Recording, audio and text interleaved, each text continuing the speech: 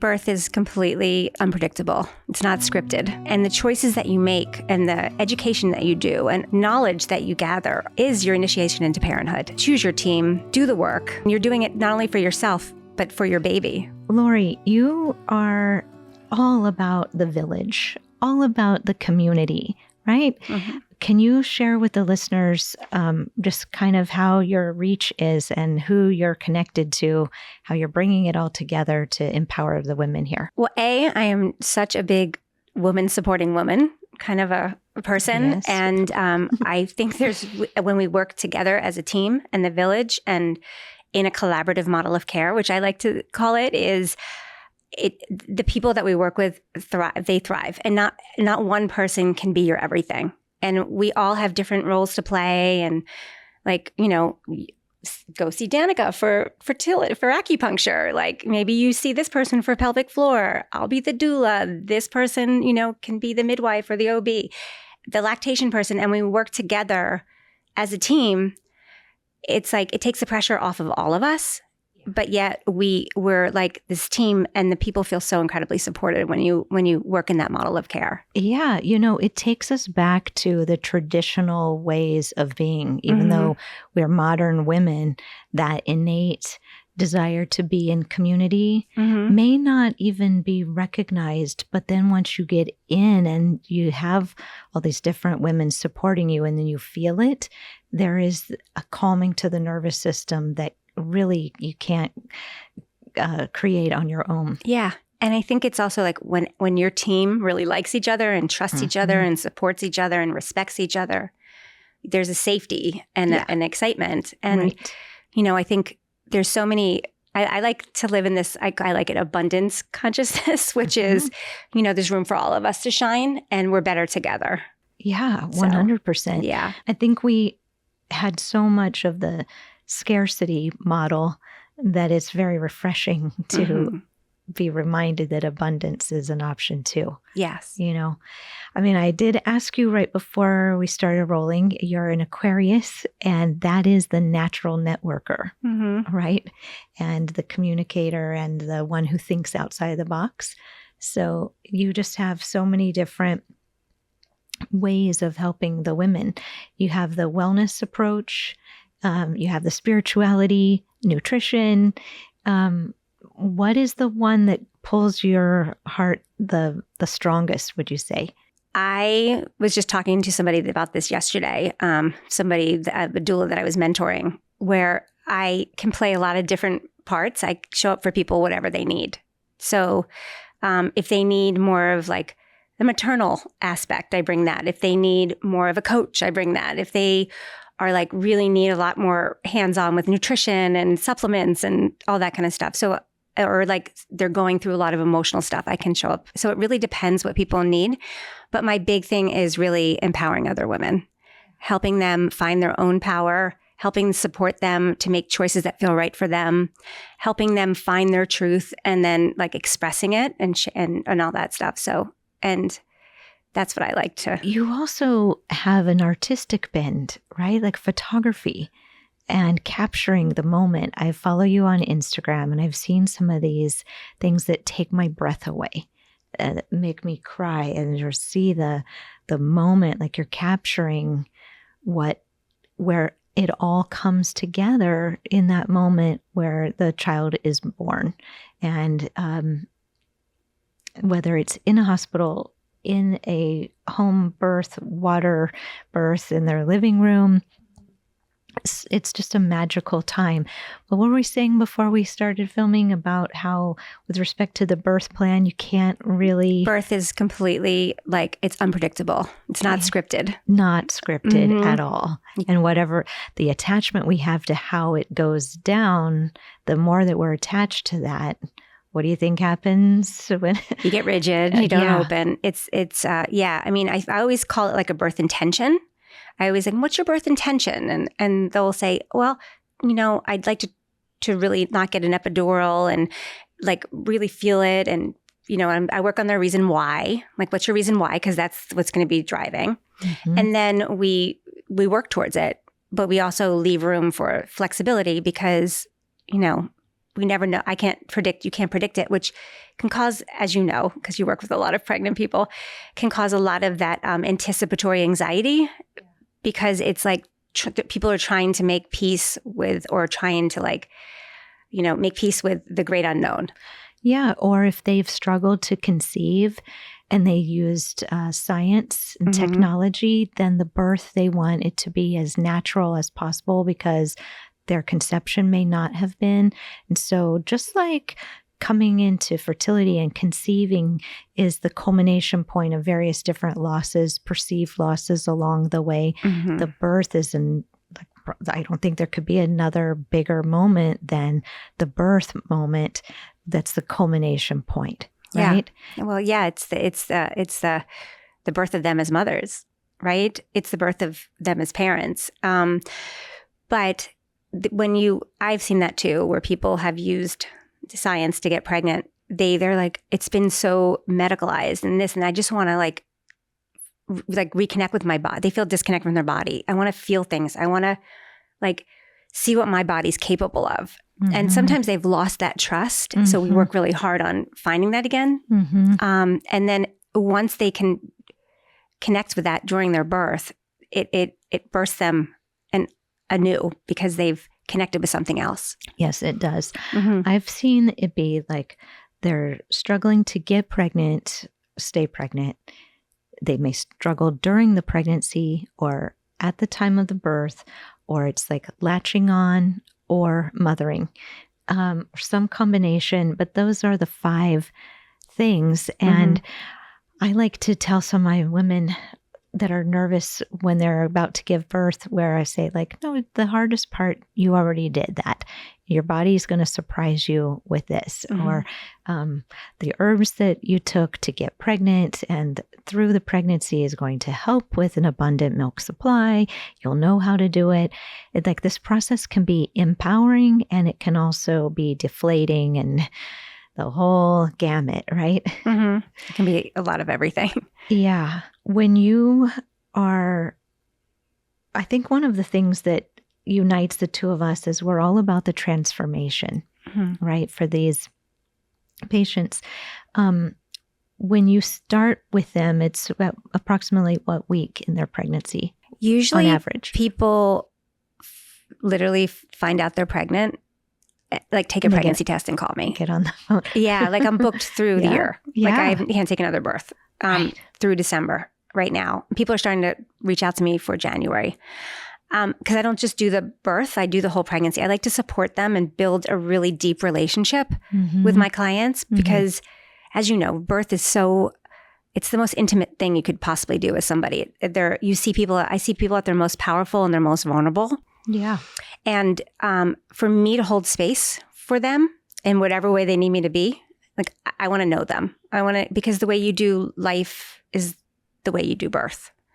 So it helps me, and then they can relax knowing that, as you know, if they're laboring in the system, then the nurses come and go, people are doing this, that I have their back and they can relax, or even at home, same thing, that they just, this trusted person that's known is with them the whole time. Yeah. So when COVID happened, was that when you started doing some virtual doula? I saw that on your website. So yeah. Can you explain? Yeah. So it's funny, how everything kind of prepares you for everything. Yes. So I moved to Topanga about 7 years ago. And if people are listening, Topanga is like in the woods. Up in the mountain, there's a hill. Yeah. And and now recently it's been blocked. Yeah. Yeah. Which has been real fun. But there's purpose in there. I've got to I'm just kind of like, okay. But it's up in the mountain and the driving is just crazy. So when I moved up there, I was like, I'm going to start working virtually. And so I started seeing my clients virtually. And then I just kind of put it out there that I'm doing virtual births. And then people started booking me. I just did one in Paris. So that didn't start during COVID? No, it started a guess a year before COVID. Okay. And I worked with some people from New York and Miami and people that they tell their friends. And I was doing these virtual births with people all over the world. And I'm still doing them. It's amazing. Yeah. It's so smart. Yeah, I love it. So you do the preparations and then you're able to be there with them. So what is the distinction, I guess, if they're willing to fly you to New York to be there for their births, is it that they're the ones that want the photography or they want you there? Well, I have a background in body work and spiritual coaching and mindfulness and all that stuff. So I bring all that into my practice when so having me on the Zoom I can't have my hands on you. Right. It's also really expensive to fly me to New York. Mm-hmm. So working with me virtually is a lot less expensive. They have access to me whenever they want. I do all the birth prep with them on Zoom, which is like 5 sessions. And then then it's familiar for them to like have your voice there and that's so smart. Yeah. And then during the birth, I've sat with people during COVID, I've been on Zoom because they were so scared. But I was on Zoom one time with somebody for I think it was 36 hours on Zoom, literally on Zoom for 36 hours. Other people, I FaceTime on and off with them. They text me during the birth. They call me. Some people want me to sit on Zoom. I'll do whatever anybody wants. And that's how I do a lot of virtual stuff. Yeah. It's just, you are really there for them and whatever capacity they need. Mm. This is like technology. I guess this would be a silver lining of COVID to bring in Zoom. I really mastered it during COVID because they weren't letting us in the hospital. And I think because of all my years of experience, I was really able to navigate that environment from doing so many births, Yeah, because like we all get the training, if we're going to, the birthing classes, and that gives you an idea. But like you said, it's never scripted, but you do have a general sense of things. Plus, we know, okay, this is when she saw her OB last, and here's the contractions. And some women, they're having their firstborn, and they think like, oh, it's going to come early, and we're like, no, we already know it's going to be 2 weeks late. Yeah. We don't know. But sometimes we kind of have a hunch. No, and also I know what goes on behind closed doors. Mm-hmm. There's a lot of stuff that goes on, and I really try to educate my clients like, hey, I'm like, let's not go into this naively. Like, this is what sometimes happens, and this is what goes on behind closed doors, and this is what you need to be aware of, and how you need to advocate for yourself, and ask the questions and do all these things. And it's important. So many people spend so much time and energy on their wedding, and they buy the dress, they have the beautiful food and flowers and the place and the photographer, and you get this beautiful memory. Mm-hmm. And you think about that day and you're like, oh, that was a beautiful memory. I have these pictures and everything. But birth stays with you for the rest of your life and imprints your child. And the choices that you make and the education that you do and the knowledge that you gather is your initiation into parenthood. And it's so important to choose your team, to do the work. I mean, you're doing it not only for yourself, but for your baby. Right. Yeah. It really is their starting point. Yeah. Same is true with fertility, getting them pregnant, helping them cultivate and do their personal transformation. Mm-hmm. That is the starting point too. I think it's funny. You can start with birth, but then that's why I work with them during pregnancy. And then I used to work with people a lot during fertility. Yeah. Can you tell me what you were doing then and why you're not doing it so much now? Danica, when am I supposed to do it? Right. Okay. It's the logistics. Right.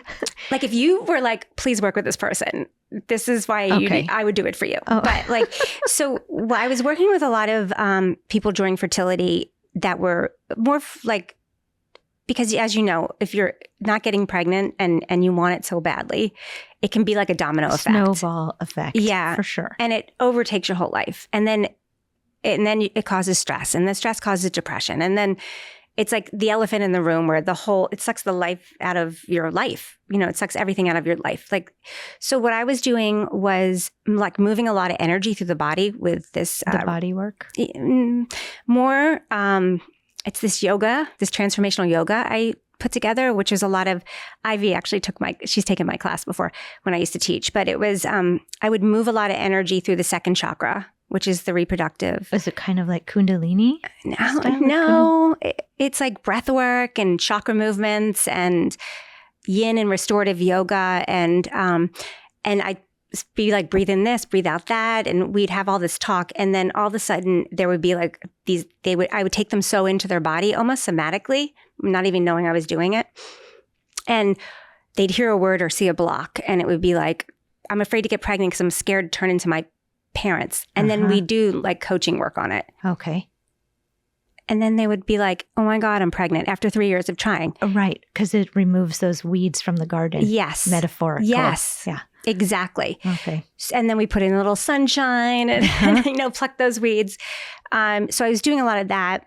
And some fertility doctors were like, Lori, you have to work with these people because, just trying to keep them a little up because this. And like you said, I always try to, plant seeds of like positivity and enthusiasm, right, in your people. Sometimes they're around people that I call them faith killers. Oh, yeah. And where they get into your head. And when you hear you're never going to get pregnant, I can't get pregnant, or you're too old, this, that, it takes a life of its own. Yeah, it really does. I don't understand what that is with the human condition, but like even with respect to the birth of this podcast, I was so excited about the guests and the interviews and the response from the audience. And it took the one energy killer to come in and say something about it's too long or but something, it wouldn't even matter what it was. But that was not the audience that I was going for. So people like us and people on the team are really good at bringing our patients, our clients back to what matters the most and to stay focused on controlling what they can and changing where they see that they need to and helping them keep their mind really open and their heart, right? The uterus as the second heart. So to keep them shining light in there and having some kind of roadblock, perceived limitation roadblock comes up and then helping them to say, do I really believe that? Do I want to put my energy into continuing to believe that or not? So, and the body does what the mind says. Right. So, this is one of the things I teach people in birth. I'm like, if you're like, I can't, you won't. If you're like, no, your body's going to go like this. If you're like, ow, versus wow, this is incredible what I'm doing. It's so powerful. Your body's like opening and expanding, right? Yeah. Just that little kind of mind shift. So that's, I think there was a lot of just reconnecting to possibility. And not in a way that's like, what's it, toxic positivity that like, but realistically. Right. It is, to be positive is just an option. Right? We're not telling anybody to lie to themselves. All of these things, a healthy pregnancy after fertility, a healthy birth against the odds, like these different things, they're all in the realm of possibilities. And so I like to remind my women that. I love that. And I love you do that. I have to tell you a story. I went to, wanted to have babies and I was trying to I didn't meet my guy. So I was trying to do all these things to keep my hormones really balanced and my fertility up. And this was years ago. And I went to this one acupuncturist and I was getting my hormones tested and everything was great. And this one day she said to me, and I was like, oh, someday when I have, get pregnant, meet my person. And she's like, you better get on it fast. She just was like, you're running out of time. And she just was so harsh with me about it. It was like somebody took a wind to my sail. And just like popped a balloon that was like full of hope and faith. And my hormones literally after that plummeted. And I was like, that was it. I kind of went into like early menopause right after that. It's a hypothalamic response. The hypothalamus perceived the kick in the stomach. It transmitted that to your pituitary gland and your pituitary told the ovaries, hang it up. Yeah. And people need to be careful with their words because sometimes faith is all people have, Right. And that's like what I love about you. Yeah. Right. I don't have a phone to God. I don't have a psychic crystal ball, but I think my life purpose is to help these women feel good about the experience when it's done. Yeah. Whether it's that they end up using a donor egg or a surrogate, or they do decide to stop. They know that for sure they've uncovered every single thing. They've tried everything that they knew to try, and they've made amends with the process and the journey. They've been able to process the loss of the dream. And it's very important for the future with respect to their heart and, grief and the impact to the heart and heart attacks and things like that's not an accident. It's all energetic. Totally. Like when they interview women that are 100 years old or something, and they'll say, well, what's your secret? And I'll be like, I never took anything too seriously. Right. So that hypothalamus would be just more malleable all the time. But, words have power. They do. Especially for somebody who's a highly sensitive person like you, and the energy of it. And then, we see it in fertility.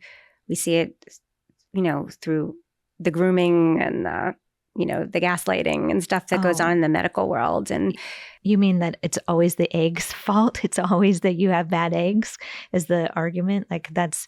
Or, your baby's going to be too big for your body. Or you can't, you can't go and we have to induce you because, you can't You're do over it on 40. Your own. Yeah. Right. Yeah. It's just, we're we've lost touch with what we're capable of, Yeah, we forgot. I have a failed VBAC story that was going great. And, Kira was a scheduled C. I had 17 weeks of bed rest due to uterine irritability, which I think was my body processing the fact that I conceived with an ex-boyfriend after all of my fertility recovery, but that was the plan. That was the divine plan. So my body was adjusting to that, or had endometriosis, whatever. I was having all those contractions and scheduled to see. But then when I had my son, I was working on a VBAC, and my OB went on a vacation at the time. And it was like, I went in for like the 38-week appointment or something. And the fill-in doctor said, well, don't worry, your doctor will be back in time to do your C-section. And I said, no, check the notes. I'm attempting a VBAC. And that doctor laughed. And I did go into labor on the due date, and I did a trial of labor for 32 hours. And I had a hypnotherapist in the room. I didn't feel, even with endometriosis and all that, I didn't feel pain. I wasn't stressed. I was really in the zone. 8 hours of a Pitocin drip. And then a new doctor came in and said, well, you have, it looks good on the monitor, but we want to check his vitals. So we're going to stick a needle in and get some blood from his skull and check that way. And as soon as that happened, Jack just seized up. He moved up a couple of stations. He went out of position, like the whole 9. It was me wanting to protect him and him feeling there's a danger. So it's stopped the whole process. And then I just said, give my doctor on the phone. And we walked over to the OR, and it took me a long time to reconcile that. And of course, I have no grounds for feeling upset, right? I mean, I was blessed to have both of these kids given my fertility journey, but I had set up in my mind, I wanted a water birth in the first place, and all these things. So the births aren't scripted, nothing's guaranteed. But you have every right to be disappointed. Yeah. You can birth trauma or being upset affects a lot of people. It happens. I'm seeing more and more of it. It's. I just spoke at a conference all about it last week. Your feelings, even though you have, and this is something too, it's washed over. Yes, you have a beautiful, healthy baby. You're okay. The baby's okay. but you can still have those, you can still be disappointed. You can still be sad. You can still feel like a failure, feel like somehow I failed. Like I wanted that experience of the birth canal because here I'd helped so many thousands of other women. Yeah, and it is it's disappointing. Baby. Yeah, it was an experience that I had in my mind that I wanted to have. And it I did get beyond it, Jack. But I mean, the funny thing was, I think I couldn't transition quickly enough from I was just in active labor to now I'm having an emergency C-section. So they anesthetized me. So I was unconscious. It was like Jack was a year old. And I said, wait a second, was I asleep when they took Jack out? Like, I didn't even know because everything just happened so quickly. They threw out my placenta, like the whole thing. So you work in the postpartum realm as well, right? So you, not so much? Not so much postpartum. I put together a team for them, for sure. But you're one of the immediate, right after the labor. For these women that are processing, hey, I thought it was going to go differently. How do you kind of move them through that? I am really not I'm really good at pregnancy and really good at birth. I'm not great with postpartum, but there's an open door policy with my clients where I will get on the phone with them anytime. I'll go see them at their house if they need support. So I know that when, in the fertility world, there's a team of us, right? We're all working together to get her to an embryo transfer. And either if it doesn't work or it works and then like we've tried and tried and tried and finally it works and then something happens and it ends in demise, all of us are kind of somber for a while. So if you're at a birth and the woman had wanted it to be natural and it ends up being a C-section or some kind of demise, you're in that with them. Right. So I imagine you may not be doing the postpartum doula care, but you're part of the triage when it goes off the rails. Yeah. It's hard. I'm really invested in my people. I really care. Too. Like they're so deep in my heart. Everybody I work with. I don't think there's anybody that if I'm at the farmer's market and I see somebody that I've worked with and I'm just like, I hug them and I'm like, oh, it's hard because I can only do so much as a doula. And so like, as far as educating my people, like I'm so big on educating. I'm like I said, I let people know what goes on behind the closed doors. I let them know what to ask for, how to advocate, all these things. I have them watch the movies, read the books, do all the, like educate themselves and then make choices that feel right for them.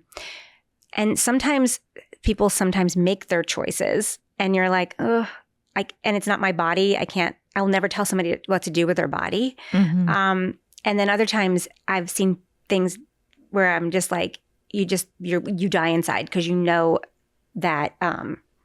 That just made them go towards a C. Something maybe a care provider did that you're like, and I can't talk back to a doctor. I won't, right? You know? And so you're kind of there with your hands tied and it's hard because you see sometimes things that really didn't have to happen. Right. And it's heartbreaking, like really heartbreaking. And as far as a demise, I've only had one and the baby was born very, very, very, really early. And I was messed up. I called IV from you worked with IV here. Well, I called her just to what to do, and she gave me tips. And then I just went over to one of my clients' houses on the way home, and I'm like, "Can I just hug your baby?" And I just like held her baby, and I was just like, I needed to feel like just be with a live baby. Yeah. I have attended 13 births because before I had my kids, I was doing some acupuncture in the hospital at the time of the labor. Yeah. And the last one that I attended was one of my friends. And the baby came out and wasn't breathing and was blue in the face. And the seriousness of that moment stunned me.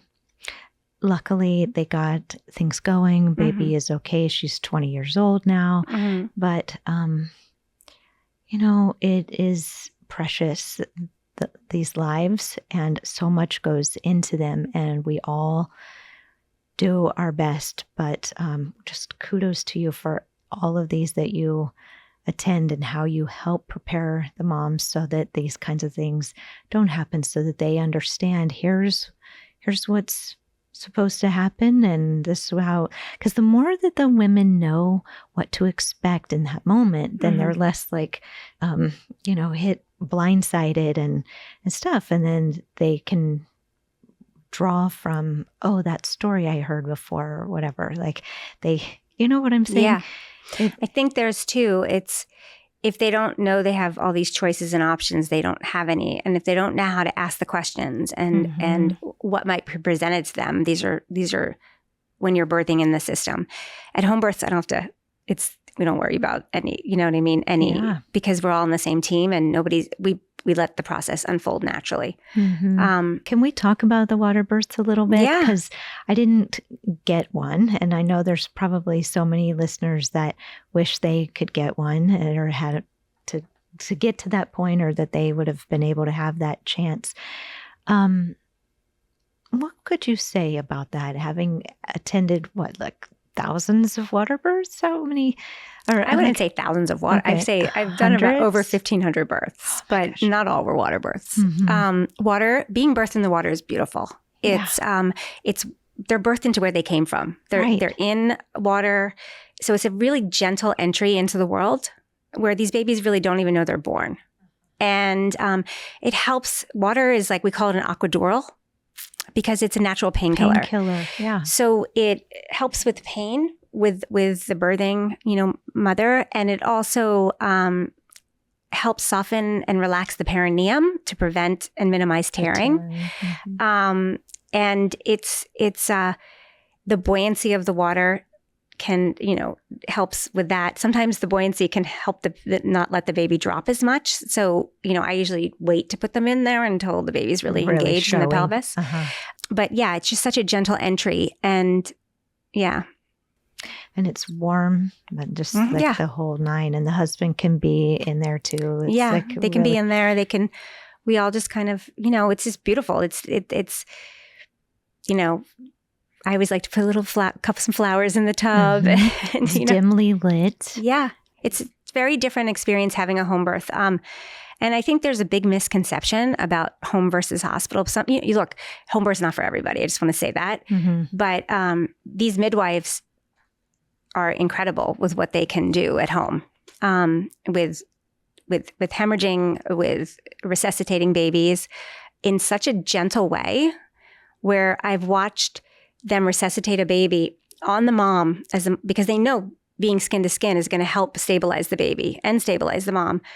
And they're resuscitating the baby right as the mom's holding. And it's so gentle that really the mom doesn't even know the parents don't even know what's really happening, because nobody's freaking out and all this kind of stuff. And then they don't even know. And at the hospitals, they're like, it's sometimes the way things are handled creates the trauma. Not so much like what happened, but the way it was handled, So, and we also know if there is a bleed at home, us staying calm is going to keep her, her heart rate lower, which will not let if we freak out, she's going to freak out, and then she's going to bleed more. So it's just this very gentle thing that, and I do believe that peace on earth starts in birth, and how these babies come into the world, really matter. It's the first impression of the world. And you see me, I'm always like, let's dim the lights, keep the lights down, candlelight only. Don't use any harsh rough towels. Babies never felt, their skin is so pure. They've never felt anything on them before. And they're coming at them with rough towels at hospitals. Bright lights, squirting cold stuff in their eyes. Yeah. And it's wait, let's bring some mindfulness into this. This is, we don't want to shock these babies to life. We want to transition these babies to life in a gentle, kind way. And that's what home birth and midwifery care does. And I try to do that in the hospital. And I'm just so impressed by how you all stay calm in the village in those moments. Except I guess it's because it's set up like that from the beginning. Here's how we're going to bring your baby into the world so that everybody's got the same script, right? And they're all calming. Yeah. throughout. And also, I think people that are doing home birth really trust the process, trust their baby, trust their body.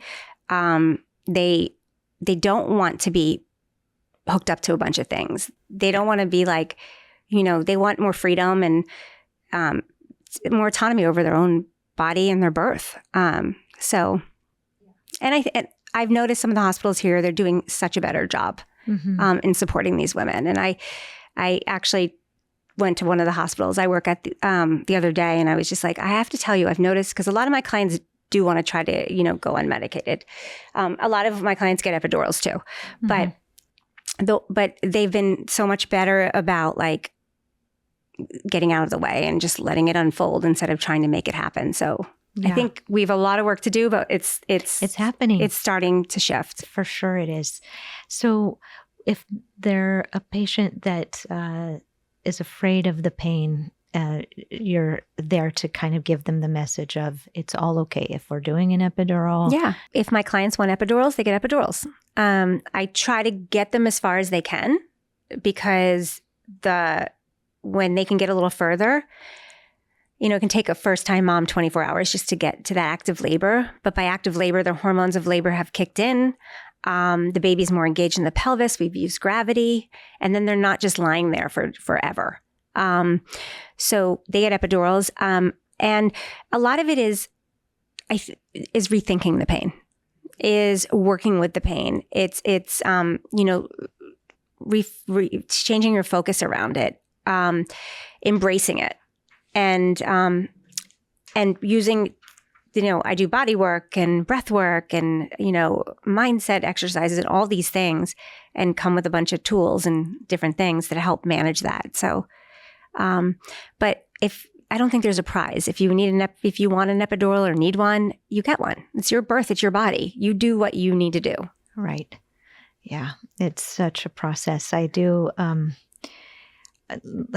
have no judgment over how we get these kids here after all that we've put into getting them here in the first place. I have no judgment at all. I just want them to feel heard. I don't want, yes, we want a healthy baby and a healthy mom, but also I want people to like come out of their births feeling really, powerful and empowered, and that they were heard, respected, and cared for. And that they can look back on that day and be like, that was beautiful. Like, no matter how it unfolded. Yeah. And that's my thing. And I think we need to do better than just healthy mom, healthy baby. We need non-traumatized. Right. I think healthy mom, healthy baby is everybody survived. And that's a bare minimum. That's like right? dating somebody and expecting crumbs, right? And being okay with that. Yeah. Well, like in my birth of Jack, the placenta, the one birth intention that I had was I wanted the placenta saved so we could prepare it. So not only did I, quote, fail at my VBAC attempt, and not only was I asleep when Jack was cut out of my abdomen, I was able to be okay with that. But the thing that upset me the most was that they just tossed that placenta into the incinerator. And that was the one thing. So as you're saying, like, we want them to feel heard. And as I went into postpartum depression, I really needed that placenta, right? To help myself reconcile with this didn't go how I wanted it to go. And I eventually reconciled it. And I do think like that's where the reframes come in, how we shift from what happened to how we're okay with what happened so we can move forward. Well, you have to always grieve. You have to grieve. Let yourself the time. I mean, you see this with people that are, infertility or trying to get pregnant, is you have to grieve. You have to let yourself grieve. I mean, when I have people that have lost, a miscarriage or something, they're like, I just want to get pregnant right away. And I'm like, I know you want to get pregnant, but you have to take the time to grieve or it's going to come back into your pregnancy. It'll show up at some point. And take the time to do it. Like it's, you have to grieve so you can move forward. Yeah.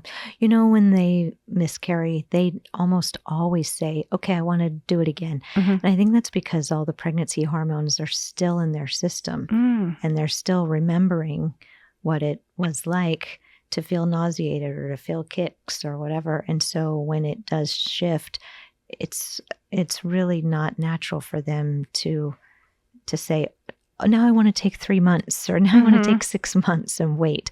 It's still feeling like what they were doing the other day. It's just that part is missing. Yeah, that's interesting too. And they don't have to wait 3 months, but if they can just take a moment to grieve it, just to acknowledge that that was something, I think it's important. Yeah. And then, from nutrition standpoint, right, building back up. So do we talk about your books or your association with Needed and the nutritional wellness path you're about to go on? Okay, well, I wrote my book so long ago. It's such good names. Mama Stay. Mama Stay. The Mother in Me acknowledges the mother in you. No matter how we do motherhood, we're still moms. I have The Mindful Mom to Be, which I wrote I think it was 12, 15 years ago. And I'd love to rewrite it because I feel like it's What would you change? Oh my God, I would update so much stuff. I mean, it's just, I'm a different doula now,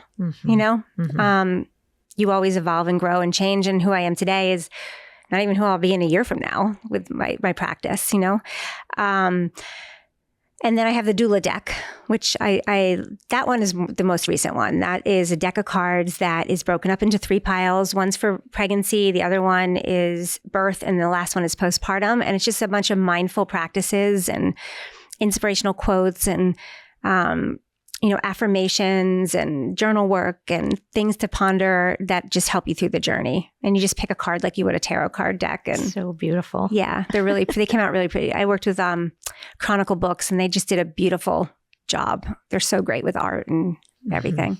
Everything that you do has an aesthetic vibe. I love the iridescence. I love the pink. It's just fun.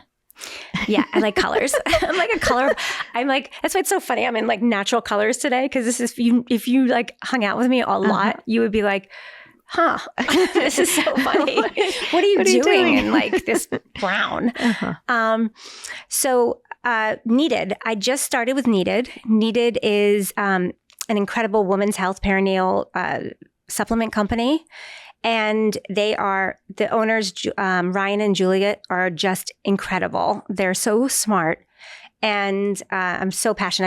I've been recommending their vitamins to all my clients. You should check them out. I'm going to turn you on to them because you're going to be like, "Oop, I need it." Yeah, and they have good egg support and sperm support that I think you're going to be really into. I'm going to have them send you some. But I'm their resident, their doula in residence. So I'm teaching a lot of classes, doing a lot of free educational content for them, just trying to help people where I can. And I'm really excited to work with them because I really believe in that company. Yeah. That's how it goes. If we're endorsing something, at least this is how it is for me, I'm happy to do it when I've seen it or I've worked with it or I've taken it myself. Yes. Then it's effortless. Yeah. And that's really, I think our audience are following, they trust us. If we're saying something, it's because we've tried it. Oh yeah. And I my referrals, I refer you all the time because I know you're gold, right? I'm like, Danica's best. But I'm like that with supplements too. I'm such a supplement person, but they're very cutting edge. Do you want to talk about the line? Yeah, it's through fertility, pregnancy, postpartum, women's health, and they're just growing and growing. I mean, they're the hottest company right now. I'm excited to see where they go and I just feel so grateful to be a part of it. Yeah. Well, it's a natural marriage, I think. Yeah. You have the Mama Portal. Let's talk about that. So the Mama Portal is okay, when you come up with your ideas, do you just get like a download and all of a sudden you're just like driving and you see this vision and then you're like, oh my God, I better pull over and write this down. That's what happened. So the Mama Portal is a virtual online community for moms and moms to be. I cover everything from fertility, pregnancy, birth, postpartum, feeding your newborn to women's health. There's different chats in all. So you can chat with somebody about pregnancy in there. The next thing I'm going to do is start doing in-person meetups. Like I just was on this panel last week with somebody from Miami, and they have a center, like a pregnancy center. And she's like, come here and do an event. I call them Mama Stay meetups. So you say, okay, we're going to collaborate. We're going to do that. Yeah, we're going to collaborate. We'll do something. But so I'm bringing people together, and it's really a lot of educational stuff. So I was teaching this class, The Mindful Mom to Be, which I still teach, but it's basically that on steroids. So I always had lots of experts come on. It was very interactive. So the members can ask questions to the experts. So like if you come on, when you come on, because you're coming on. Okay. And you talk about your seed program and you can talk, and then they can ask you questions, which I think is priceless to have. It feels like the virtual aspect of the TED Talks kind of, where there's just so much information and so much opportunity to learn. And then, but an added layer of being in the audience and getting to ask these questions. Yeah, you get to ask questions to these experts. And then if you miss the recording, I record everything, and it's just stored in a library. You have amazing community of other people that when somebody posts a question, I love how everybody comes and supports everybody. And I have a book club. And I'll have to that's in the Mama Portal too? So we're doing Mom Brain right now. Last month we did my friend Kelly Goris's Heal documentary because of the mind stuff. Yeah. We did Mother Hunger. We've done like a bunch of different books, and then we meet and talk about the books. And then every month I give mindful practices to do that pertain to a theme so they can work on themselves, so they can put the oxygen mask on themselves, and therefore, so it's like very multifaceted. And so fertility patients can get into the Mama Portal? Oh, yeah. Okay. We want to encourage them to do that, because it would be building their fertile confidence by putting them back in the conversation. And I want to teach them, if they have a self-confidence problem, the best way to get over it is to get in there and do something with it, like public speaking, get going and start talking. So fertile confidence, to be more active in the conversation, to think outside the box and start learning about it differently. So to engage in the Mama Portal through some of the chats that are specific to fertility. Yeah. Right. Also, sometimes this is, act as if you already are and you'll become, Yep. So even engaging with some of and it can be triggering for some, but other people are like, oh, well, I'm going to learn about all this now. When I was, before I was a mom, I was a cheerleader, and my fertility was pretty poor. And I took a step back and asked myself the question, what could I learn from these patients? The ones that are struggling the longest, the ones where it turns the corner and works for them. What is it? It's personal transformation. It's courage. It's faith. It's hope. It's like positive thinking. It's all the things. That's what's in Stick It To Me, Baby. So I had enough. I was really blessed to see those women. It wasn't that I just helped them. I learned from them. Oh, yeah. Half of my doula toolkit is from working with because you can't clients. learn this stuff in school. No. It's all like, that's what we're saying, the village, how we learn these things from the experiences, and then connecting and sharing the stories with one another. Yeah. And I learn from nurses that I work with, doctors I work with, from the people that are birthing. That we talk to. Yeah. And know. Partners that they'll do something, and I'm like, that is so brilliant. Like, oh my God, I'm going to teach the next person I work with to do that with them. I learn it from other, midwives for sure. I mean, I learned so much from the midwives, from doctors, from just my intuition saying, try this and I'll do it. And I'm like, oh, that worked. Right. Right. The Mama Portal sounds so good. And the best part is it's only $19.99 per month. It's $19. It's literally a fancy Starbucks coffee. I mean, honestly, Air One smoothies are more expensive and you get so much. It's ridiculous. Yeah, it's $19.99 a month. I wanted to keep it low because to me, it's like I want to help as many people as I can. Mm-hmm. Yeah, it really fits your personality. Yeah, and thank you. What an amazing thing. I can't wait to jump in there. Yeah, I can't wait to have you. So Lori, as we're going to wrap up, what would you want to say to the listeners here that are hoping to meet you someday or hoping to need a doula someday? Definitely stay away from the faith killers, for sure. And if you're going to hire a doula, I would definitely do it sooner than later because we don't just do the birth. And it's nice to have that support throughout the pregnancy. Mm-hmm. And I work with a lot of people that have struggled to conceive and there's a lot of fear that, because now that they get, there's like, until they get to sometimes some milestones or further along, there can be like a lot of, and it's nice to have that support. Yeah, they might be remembering, this is where I would typically lose the pregnancy in the past. Or I worked really hard to get here. Yeah. And, and now it's like, I don't want this taken away. Yeah. And just to have that support system where we're not your friend, although I become friends with everybody. Right, same. Yeah. We're not your friend. We're not your mom, your sister. We are a non-judgmental support system that is completely just there for you to support your mind, body, spirit throughout the pregnancy and birth. And so definitely, I can't tell you how many times people reach out to me and they're like, I followed you for years and I knew when I got pregnant, you were going to be my doula. And, start doing the research now. Yeah. Well, it's the power of visualization too. Yeah.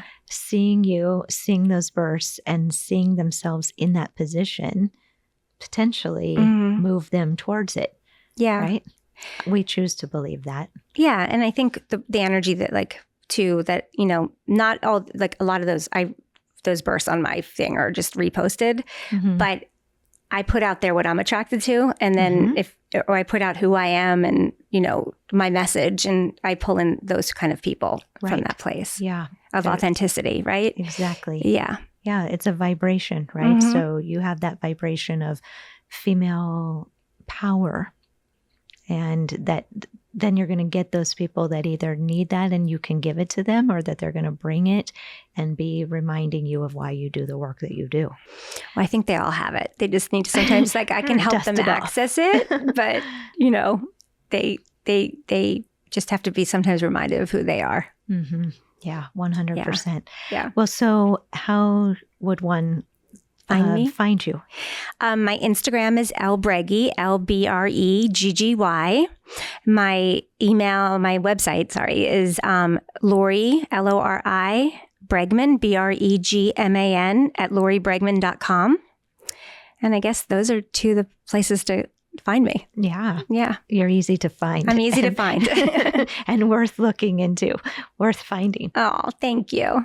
Thank you so much, Lori, for being here with me today. It really means a lot. Thank you for having me. I mean, I'm so honored to be here, and thank you for helping so many women. You've helped so many of my clients. And you've helped so many of mine. Yeah. It's like, I love working with you. It's great. Same.